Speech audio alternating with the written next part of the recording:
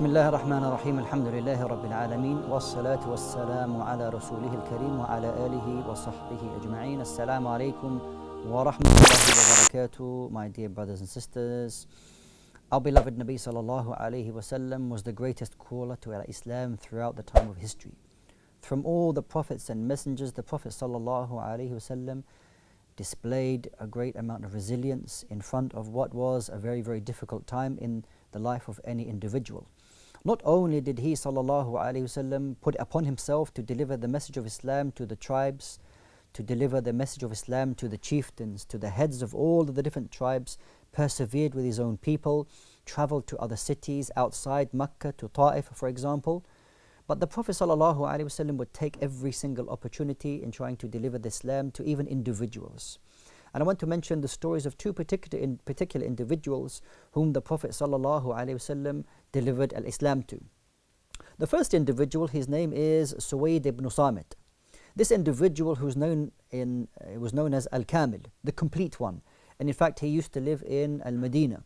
He came to Mecca to perform a pilgrimage, either the Hajj or Umrah or something like this, because the Arabs at that time, they used to know Hajj, they used to know Umrah, even though it had become corrupted in how they used to do it.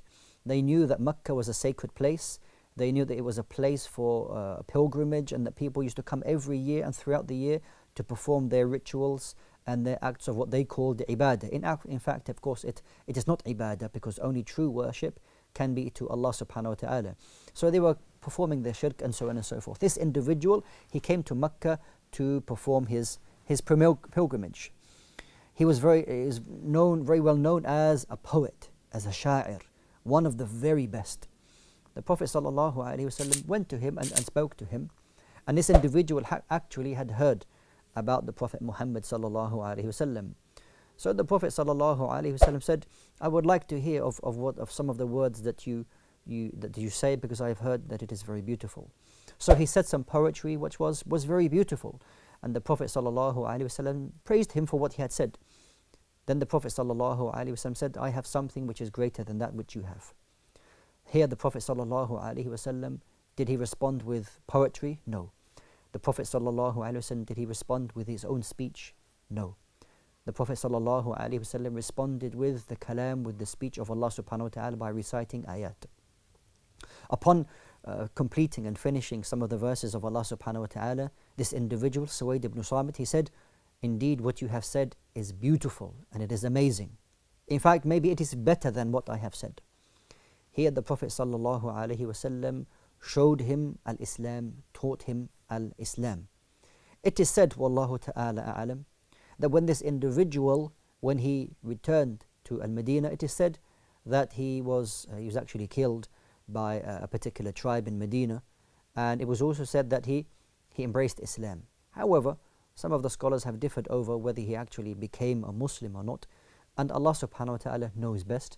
We cannot say with absolute certainty what his ending was, and of course his judge will be Allah subhanahu wa ta'ala. But the point of mentioning this story is what? Is that the Prophet sallallahu alaihi wasallam at every single opportunity would try to speak to an individual and deliver the message of Islam, no matter who they were. The second individual that I want to mention, inshallah ta'ala, is a man called Tufail ibn Umar ad-Dawsi. This individual was a very well-known chieftain, a very well-known individual from the tribe of Ad-Daws. When he came into Mecca, because he resided outside Mecca, immediately the Quraysh, that they went to him. And this is what they used to do. When a famous individual, a well-known person, a person who was the head of a tribe or something like that, he entered into Mecca, they would immediately swarm him, go to him, and tell him about what Muhammad sallallahu alaihi wasallam was teaching, to stay away from him, not to listen to him, because they were aware of the beauty of the Quran. For this reason they said, "Do not go near him, do not listen to him." And Allah subhanahu wa ta'ala makes many references that they would place their fingers in their ears because they wanted to try and stop themselves from listening to the words of Allah subhanahu wa ta'ala. So they said to Tufail ibn Umar, "Do not go near Muhammad sallallahu alaihi wasallam. Do not listen to his verses. They are like magic. You may be overcome by what you hear." He was a clever man. He was a sound man, and he was a person with his own decision. He made his own decisions. So what he did when he was leaving, actually he came into contact with the Prophet Muhammad sallallahu alaihi wasallam, and he said to him, "You are the man whom the Quraysh said to me, do not come near.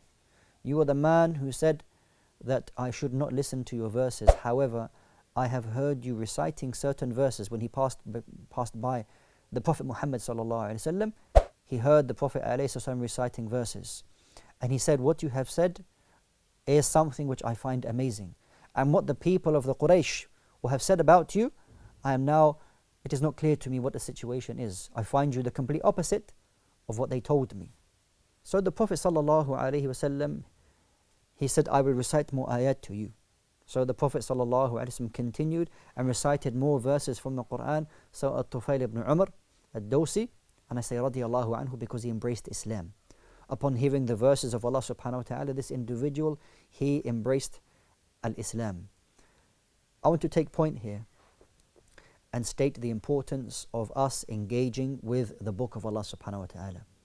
Allah Jalla wa Ala did not reveal the Quran for us, for it to be compiled into a book and for it to be placed on the shelves, maybe even wrapped up in a nice piece of cloth, okay, for us to maybe just kiss it and then put it back, without reading the book of Allah subhanahu wa ta'ala, without us engaging with the words of Allah Jalla wa Ala.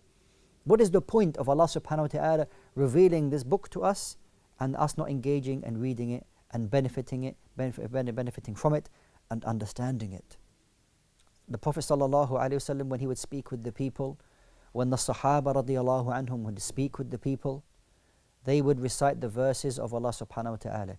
This is of the utmost importance. What the Prophet sallallahu alaihi wasallam called his people to was La ilaha illallah tuflihu. That if you say the statement of La ilaha illallah, that you will be successful. That is the asas, that is the beginning, the very beginning of everything. To call to submission to Allah subhanahu wa ta'ala.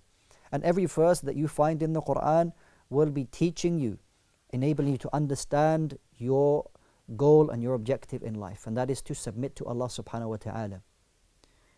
And how many of us we have turned away from this message?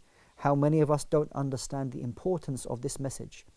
When you go to the Quran, you will see everything is there. Allah Jalla wa Ala is teaching you everything that you need to know to how to submit to Allah subhanahu wa ta'ala. From the beginning of Surah Al-Fatiha all the way to Surah An-Nas, every single chapter, every single verse is there teaching you how to submit, how to love, how to have hope, how to have fear in Allah subhanahu wa ta'ala. And when this all comes together, you will see that this is the most beautiful of speech, that there is no speech that is equal to that, and that so many people, upon hearing the words of Allah subhanahu wa ta'ala, embraced Islam. You need to look no further than the story of Umar ibn al-Khattab radiyallahu anhu. He just heard a few verses from Surah Taha, and his whole life changed, becoming from being a very angry individual wanting to kill somebody, for then, subhanallah, going to the house of that individual and saying that I am your follower, I am there to support you, I am there to support Islam and to submit to Allah subhanahu wa ta'ala. This is the beauty of using the Quran in our da'wah, to focus on the message of Tawheed and to use the Quran. Many of us, when we are talking about Islam, sometimes we feel we have to give our own speech, and we make the speech very long and elongated about trying to explain issues. There are times when the best message, which is delivered in a very short way, very clear. And this is how Allah subhanahu wa ta'ala explains things to us.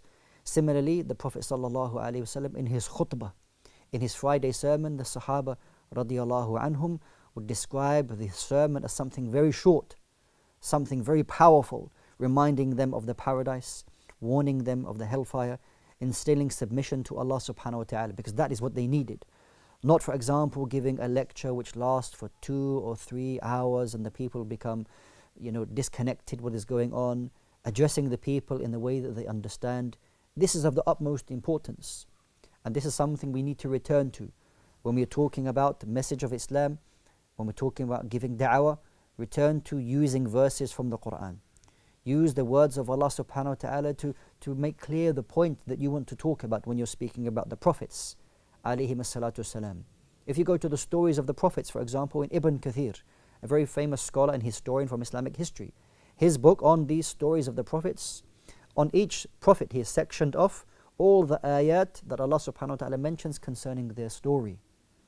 The majority of what is said, subhanallah, are the words of Allah subhanahu wa ta'ala. Who is best to tell us the story about the story of Musa alayhi salam? Allah subhanahu wa ta'ala. Who is better than telling the story than the story of Isa alayhi salatu wasalam? Than Allah subhanahu wa ta'ala. And you see in this particular book that was compiled by Ibn Kathir, may Allah subhanahu wa ta'ala have mercy upon him, that the stories of the Prophet, majority of what is written there is ayat from the book of Allah subhanahu wa ta'ala. Similarly, when teaching our children and teaching our families and teaching people the message of Islam, try to focus on the message of Al-Islam by using the Quran and the Sunnah. We need to return to this so that we can give the revelation to the people and move away from the words of our own selves. Focus on the words of Allah subhanahu wa ta'ala. If there are times when things need to be explained, of course then you need to explain it in a way that is simple for the people. And similarly, when we deliver the message of Islam to people, do not necessarily expect a result immediately. An-natija fawriya. Sometimes we are people who are very hasty, that you've given the message of Islam to somebody, you know it to be the truth, and you expect that individual to accept it straight away. Sometimes, subhanAllah, is the hikmah of Allah subhanahu wa ta'ala. It is the wisdom of Allah subhanahu wa ta'ala that person may embrace Islam or may be affected by the message that you gave to them, maybe months, maybe years later. There are many stories that we have heard that the person heard about a message of Islam only to be affected many, many years later. What is upon us is to deliver the message of Allah subhanahu wa ta'ala. Then we make dua to Allah subhanahu wa ta'ala to change the hearts of the people. We ask Allah subhanahu wa ta'ala to allow us to be sincere. Allahumma ameen. Barakallahu feekum. Wa sallallahu wa sallam wa barak ala nabiyyina Muhammad wa ala alihi wa sahbihi ajma'in. Wassalamu alaikum wa rahmatullahi ta'ala wa barakatuh.